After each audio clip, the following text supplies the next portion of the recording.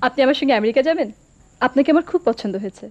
প্রতি বছর নিজের জন্মদিনে এক মানবিক কাজের দৃষ্টান্ত হন আফসানা মিমি। অভিনেত্রী আফসানা মিমি প্রতি বছর নিজের জন্মদিনে হলি ফ্যামিলি হাসপাতালে জন্ম নেওয়া শিশুদের জন্য গোপনে উপহার পাঠান। ৫৭তম জন্মদিনে আবারও আলোচনায় আফসানা মিমির নীরব মানবিক উদ্যোগ প্রতি বছর হলি ফ্যামিলির হাসপাতালের জন্য শিশুদের জন্য গোপনে উপহার পাঠানো এবং মিমি নামের মজার গল্পে ভরে ওঠা তার জীবনপথ। ৯০ দশকে টেলিভিশন নাটকের কিংবদন্তি অভিনেত্রী আফসানা মিমি গত ২০ ডিসেম্বর ৫৭ বছরে পদার্পণ করেছেন। অভিনয়ের সহজাত দক্ষতা আর সংবেদনশীল উপস্থিতির মাধ্যমে তিনি দীর্ঘ সময় ধরে দর্শকদের হৃদয়ে এক আস্থার নাম হিসেবে নিজেকে প্রতিষ্ঠিত করেছেন। প্রতি বছর নিজের জন্মদিনে তিনি এক অনন্য ও মানবিক প্রথা অনুসরণ করেন, যা তার ব্যক্তিত্বের এক সুন্দর ও সংবেদনশীল দিক ফুটিয়ে তোলে। জন্মদিনের সেই বিশেষ ও এতদিন আড়ালে থাকা গল্পটি হলো রাজধানীর হলি ফ্যামিলি হাসপাতালের সাথে তার সখ্যতা।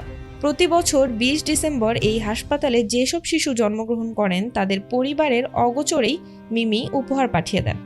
বছরের পর বছর ধরে নীরবে করে আসা এই মহৎ কাজটি দীর্ঘ সময় জনসমক্ষে না আসলেও সম্প্রতি একটি পডকাস্টের মাধ্যমে তার এই মানবিক কাজের কথা সবার জানা হয়েছে।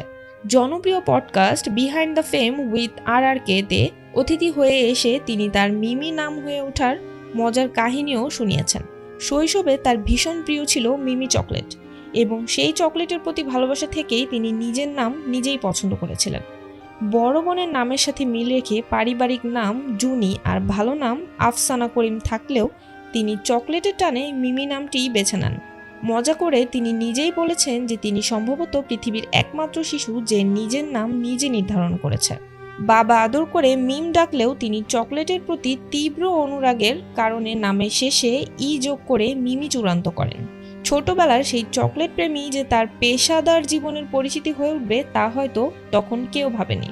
হুমায়ুন আহমেদের কালোজয়ী নাটক কোথাও কেউ নেই এর মাধ্যমে তার টেলিভিশন নাটকে অভিষেক ঘটেছিল এবং পরবর্তীতে তিনি অসংখ্য জনপ্রিয় কাজ উপহার দিয়েছেন। একদিন হঠাৎ, অপেক্ষা বা শেষ বিকেলের মেয়ের মতো জীবনমুখী ও চরিত্রপ্রধান নাটকগুলো তাকে অভিনয়ের এক অনন্য উচ্চতায় নিয়ে গেছে। পর্দার সফল অভিনেত্রীর আড়ালে থাকা এই মানবিক ও রসিক মানুষটি আজও দর্শকদের কাছে সমানভাবেই সমাদৃত।